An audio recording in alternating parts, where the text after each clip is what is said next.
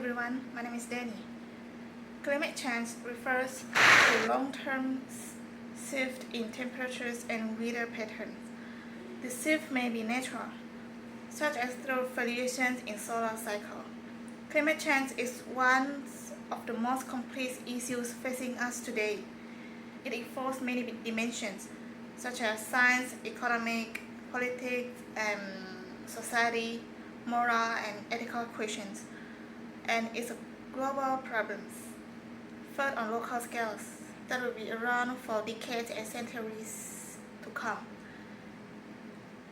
Many people think climate change mainly means warmer temperatures, but temperatures rise is only the beginning of the story, because the Earth is a system where everything is connected. Change in one area can influence change in all others.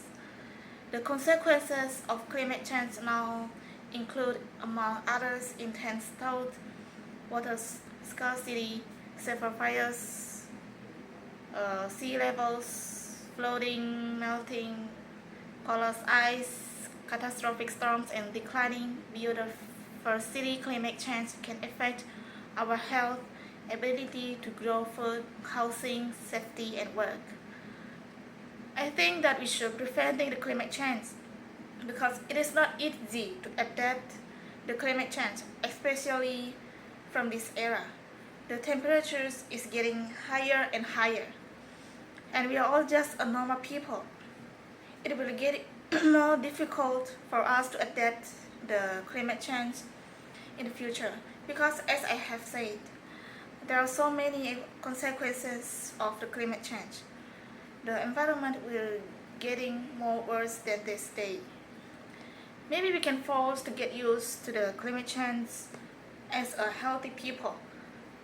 But what about people that are unhealthy, or the older person, or the animals?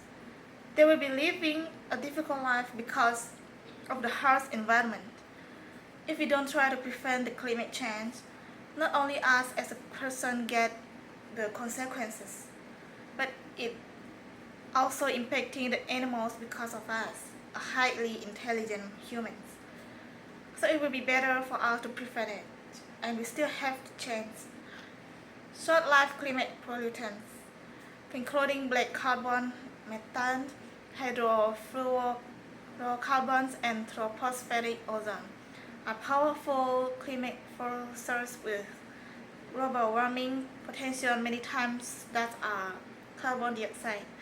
The pollutants also significantly impact air quality, food, water, and economic security for much of the world, both directly through their negative effect on public health, agriculture, and ecosystems, and indirectly through their impact on the climate.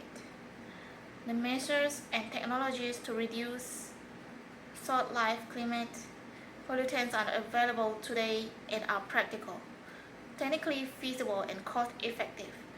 Putting them in place can bring immediate climate benefit, help achieve many global sustainable development goals (SDGs), and improve the health and livelihood of millions. Many climate change solutions can deliver economic benefit while improving our life and protecting the environment. We also have global frameworks and agreements to guide progress, such as the Sustainable Development Goals, the UN Framework Convention on Climate Change, and the Paris Agreement.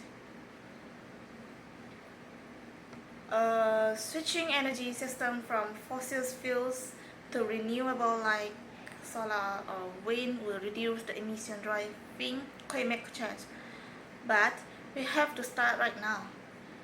While a growing coalition of countries is committing to net zero emissions by 2050, about half of emission cuts must be in place by 2030 to keep one below 1.5 Celsius.